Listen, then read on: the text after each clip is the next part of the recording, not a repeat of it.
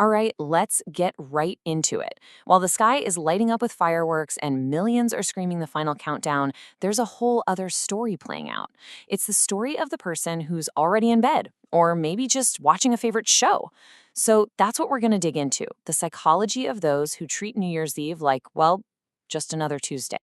So, on one hand, you've got this massive public midnight. It's this huge collective ritual of hope, resolutions, the whole New Year, New Me thing.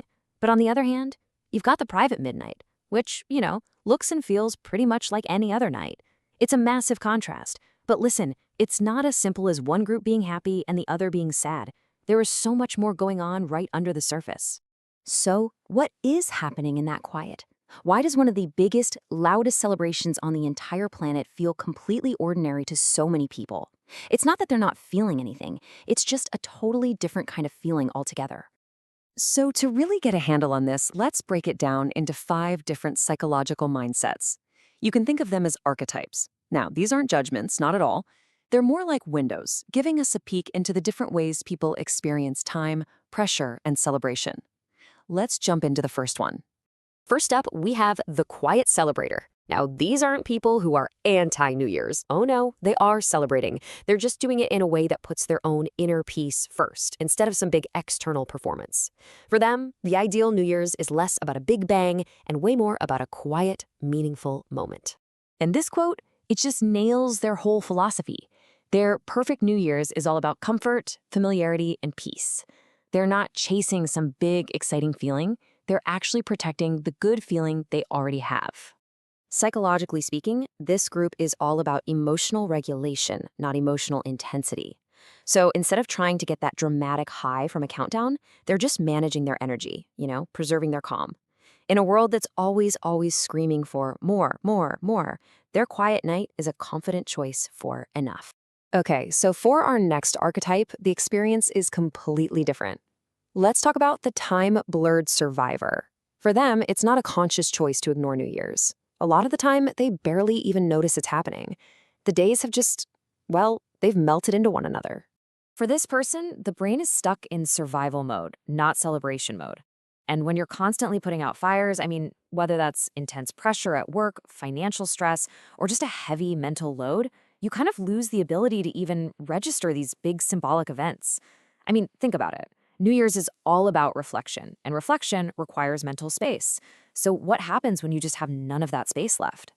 For them, midnight isn't about renewal. It just means tomorrow's to-do list is about to start. Our third archetype experiences the night in a whole other way. For the invisible lonely, treating New Year's like just another day isn't really a preference, it's a defense mechanism. It has to be, because the alternative would just be way too painful. See, framing it this way is so important. For them, calling it just another day isn't being cynical. It's a survival strategy. If they can strip the event of all its special meaning, they can protect themselves from the emotional fallout of feeling left out or unwanted. And it is so important to understand this difference. The pain of the invisible lonely comes from social absence. They're trying to protect themselves from disappointment. This is completely different from our introverted observer, whose quiet comes from social overload. They're just trying to align with their own nature. We're going to get more into them in a second. Same behavior, right? But for completely different reasons. Okay, next up, we have the wounded passer. For this group, the year that just ended, it wasn't something to celebrate. It was something that hurt them. A year of loss, of grief, of real hardship. This quote just gets right to the heart of it. You can't force yourself to celebrate if you don't feel emotionally safe. For the wounded passer, trying to pop champagne for a year that broke them just feels dishonest. And besides, healing doesn't care what the calendar says. So for them, staying quiet isn't a sign of defeat. It's an act of profound self-respect. It's about choosing to honor what they actually feel, instead of performing some kind of hope they don't have yet. Their strength isn't in making a toast. It's in the quiet, incredible act of just continuing. And that brings us to our final archetype, the introverted observer, who we just touched on. People often mistake their quietness for being cold or distant, but it's really all about how their nervous system is wired to process the world. New Year's Eve is literally the definition of sensory overload. Loud music, big crowds, forced party vibes.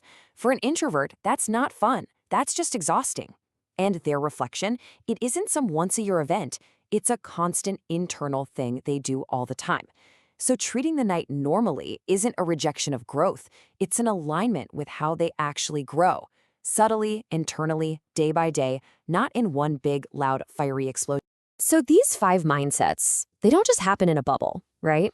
Let's zoom out for a second and look at the bigger picture here.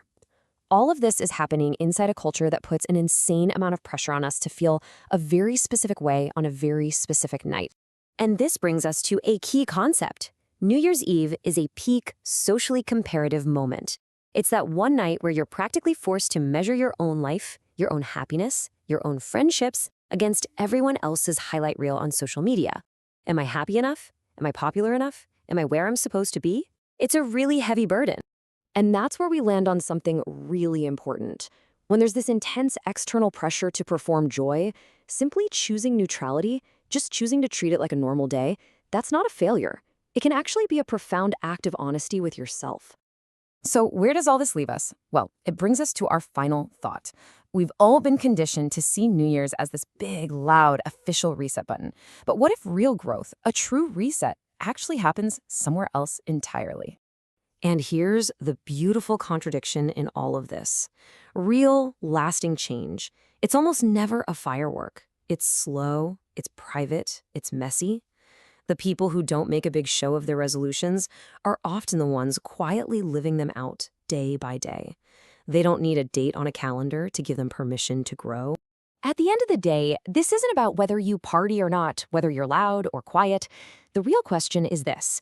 Do you need all the noise and the countdown to feel like you're moving forward? Or have you learned to trust the quiet, internal work where real growth actually happens? Something to think about.